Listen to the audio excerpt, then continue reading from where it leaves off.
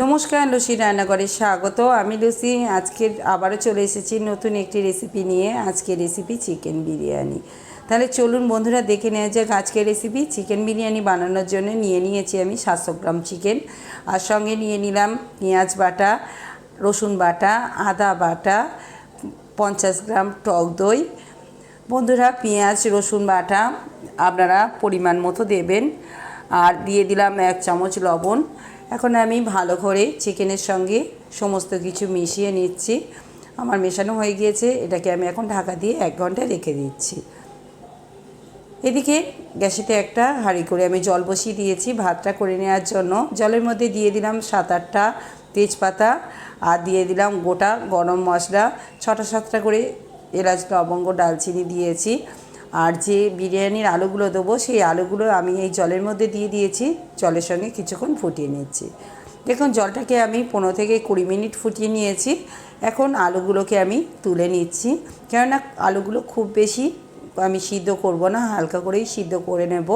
এটা তেলে ভাজতে আমার নরমই হয়ে যাবে। দেখুন, এই অবস্থায় আমি সমস্ত আলুগুলোকে অন্য একটা পাত্রের মধ্যে তুলে নিচ্ছি। সব আলু কটাই আমি তুলে নিয়েছি। এখন ওই জলের মধ্যে ভাতের চালটাকে ছেড়ে দেব, আর ভাতের চালটাকে ছাড়ার সময় আমি ওই জলের মধ্যে দিয়ে দিচ্ছি 2 চামচ লবণ আর 1 চামচ চিনি দিয়ে চালটাকে আমি দিয়ে দিচ্ছি। চালটা আমি আগে থেকেই ধুয়ে পরিষ্কার করে রেখে দিয়েছিলাম। চালটাকে দিয়ে আমি মিনিট 10 ফুটিয়ে নেব, আর লক্ষ্য রাখতে হবে যেন কোনোভাবে চালটা বেশি নরম না হয়ে যায়। এদিকে গ্যাসেতে আমি একটা কড়া বসিয়ে দিয়েছি, আর কড়াতে নিয়ে নিয়েছি পরিমাণ মতো তেল। এই তেলেতে আমি কিছু বেরেস্তা বানিয়ে নেব। বেরেস্তা বানানোর জন্য আমি বেশ কিছু পেঁয়াজ কুচি দিয়ে দিয়েছি। এখন আমি ভালো করে নেড়ে এগুলোকে বেরেস্তা বানিয়ে নিচ্ছি। বন্ধুরা, বেরেস্তা বানানোর সময় সব সময়ের জন্য নাড়তে থাকবেন, না হলে পেঁয়াজগুলোর এক সাইড বেশি চুমে যেতে পারে। আমার দেখুন এই বেরেস্তাগুলো বানানো হয়ে গিয়েছে। এগুলোকে এখন আমি অন্য একটা পাত্রের মধ্যে তুলে নিচ্ছি। বেরেস্তাগুলো তুলে নিয়ে যে তেলটা রয়ে গিয়েছে ওই তেলের মধ্যে আমি আগে থেকে সিদ্ধ করে রাখা আলুগুলোকে ছেড়ে দিয়েছি। আলুগুলোকে এখন আমি বেশ ভালো করে লাল করে ভেজে নেব। আর আলুগুলো ভাজার সময় দিয়ে দিচ্ছি অল্প একটু লবণ আর হলুদের গুঁড়ো। আলুগুলো এখন আমি এদিকে ভাজতে থাকছি। ওইদিকে ভাতটা আমার কতটা সিদ্ধ হয়েছে দেখে নেব, কেননা ভাত যাতে না গলে যায় সেটা খেয়াল রাখতে হবে। 80% মতো চালটাকে সিদ্ধ করে নিতে হবে। দেখুন, আমার কিন্তু চালটা 80% সিদ্ধ হয়ে গিয়েছে। এখন ভাতটাকে আমি ফ্যান ঝারিয়ে নিচ্ছি। এদিকে দেখুন আলুগুলো ভাজা হয়ে গিয়েছে। আলুগুলোকে এখন আমি নামিয়ে নিচ্ছি। ওই তেলের উপরেই আমি এখন চিকেনটাকে দিয়ে দিচ্ছি, আর চিকেনটাকে আমি এখন কষিয়ে নেব। সমস্ত চিকেনটাকে ছেড়ে দিয়েছি, বেশ ভালো করে আমি কষাতে থাকছি। দেখুন, চিকেন থেকে অনেকটাই তেল ছেড়ে দিয়েছে। এখন দিয়ে দিচ্ছি যে চিকেনটা ম্যারিনেট করে রেখেছিলাম, যে মশলাটা পড়েছিল সেই মশলাটাকে, আর দিয়ে দিলাম একটু জল দিয়ে আরও কিছুক্ষণ ধরে আমি চিকেনটাকে কষাতে থাকবো। আর এই সময় দিয়ে দেব 1 চামচ কাশ্মীরি লঙ্কার গুঁড়ো, আর দেব 1/2 চামচ লাল লঙ্কার গুঁড়ো। এই সময় কোনো আমি হলুদ গুঁড়ো ব্যবহার করব না। এখন দিয়ে দিচ্ছি 1 চামচ লবণ। যেহেতু ম্যারিনেট করার সময় আমি লবণ দিয়েছিলাম, সেরকম পরিমাণ বুঝে লবণটা দিতে হবে। এইভাবে আমি কিছুক্ষণ ধরে আরও চিকেনটাকে কষিয়ে নিচ্ছি। দেখুন, আমার চিকেন কষা বেশ রেডি হয়ে গিয়েছে।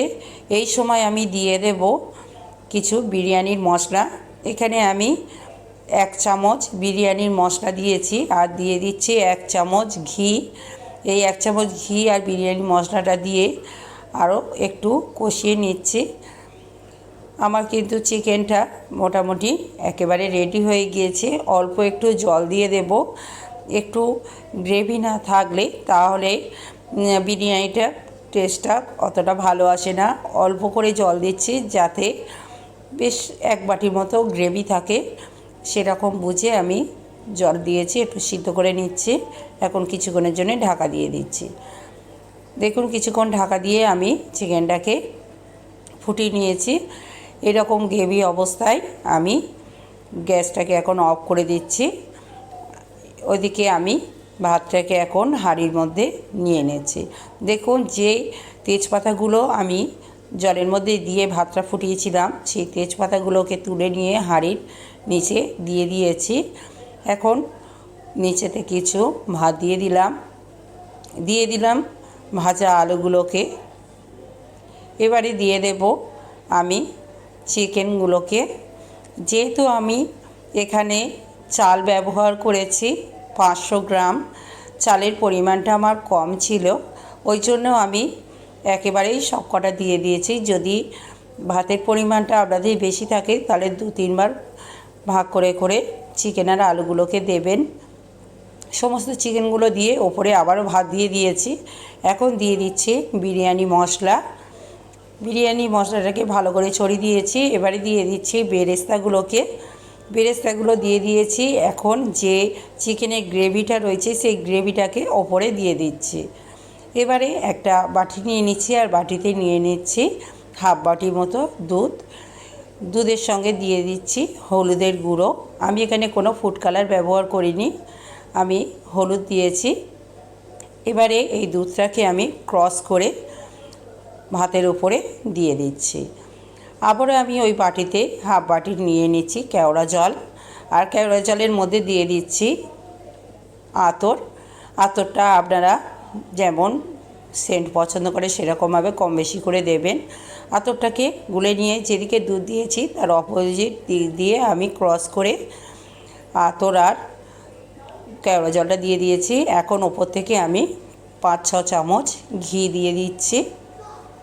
এবারে আটা দিয়ে আমি কানাটাকে বসিয়ে দিচ্ছি। হাঁড়ির কানাটায় ভালো করে আটা দিয়ে দিচ্ছি। এই আটার ওপরে আমি হাঁড়ির ঢাকাটাকে দিয়ে দেব, তাহলে কোনোভাবেই আমার ভেপারটা বাইরে বার হয়ে যাবে না। ঠিক এইভাবে চাপা দিয়ে দিয়েছি।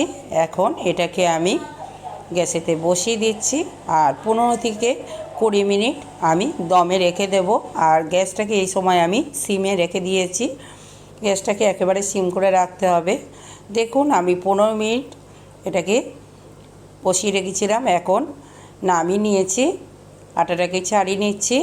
এবার আপনাদেরকে আমি ভালো করে উল্টিয়ে দেখিয়ে দিচ্ছি কেমন হয়েছে, কত সুন্দর হয়েছে বিরিয়ানিটা।